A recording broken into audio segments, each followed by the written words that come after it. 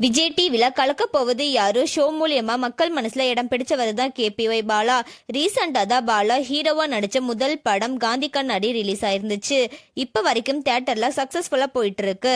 இப்படி இருக்க நிலையில பாலா ஏழை மக்களுக்கு நிறைய ஹெல்ப் பண்ற விஷயம் பலருக்கும் தெரிஞ்சிருக்க வாய்ப்பு இருக்கு. ஃப்ரீயா ஆம்புலன்ஸ் மாற்றுத்திறனாளிகளுக்கு நிறைய ஹெல்ப் பண்றாரு.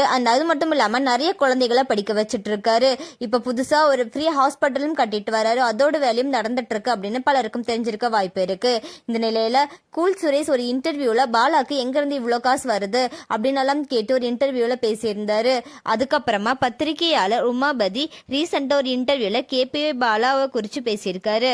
அதுல என்ன சொல்லியிருக்காரு அப்படின்னா, கேபிஒய் பாலா உதவின்ற பேர்ல ஒரு ஸ்கேம் பண்ணிட்டு வராரு.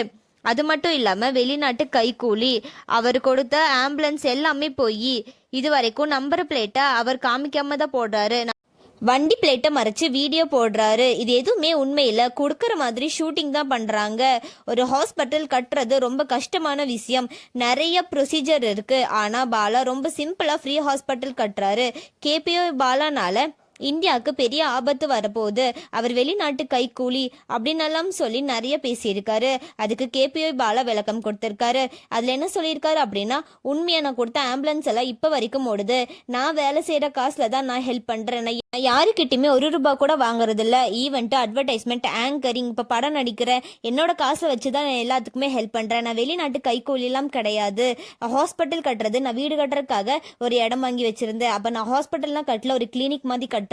அதுல ஒர்க் பண்ண போற நர்ஸ், டாக்டருக்கு எல்லாருமே நான் ஈவெண்ட், அட்வர்டைஸ்மெண்ட் அதுல போகிற காசை கொடுத்தாலே கரெக்டா இருக்கும். நான் யாருக்கிட்டையுமே ₹1 கூட வாங்குறது இல்ல.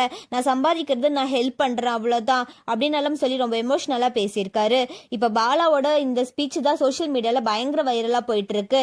இதுக்கு பாலாக்கு மக்கள் நிறைய பேர் ஆதரவா கமெண்ட் பண்ணிட்டு வராங்க. ஹெல்ப் பண்ற மனசு இருக்கு, அவரை எதுக்கு தப்பா பேசுறீங்க அப்படின்னு எல்லாம் சொல்லி கேட்டுட்டு வராங்க. இதை பத்தி நீங்க என்ன நினைக்கிறீங்க அப்படின்னு சொல்லி கமெண்ட்ல சொல்லுங்க. அண்ட் இந்த மாதிரியான அப்டேட்க்கு நம்மளோட சேனலை சப்ஸ்கிரைப் பண்ணிக்கோங்க.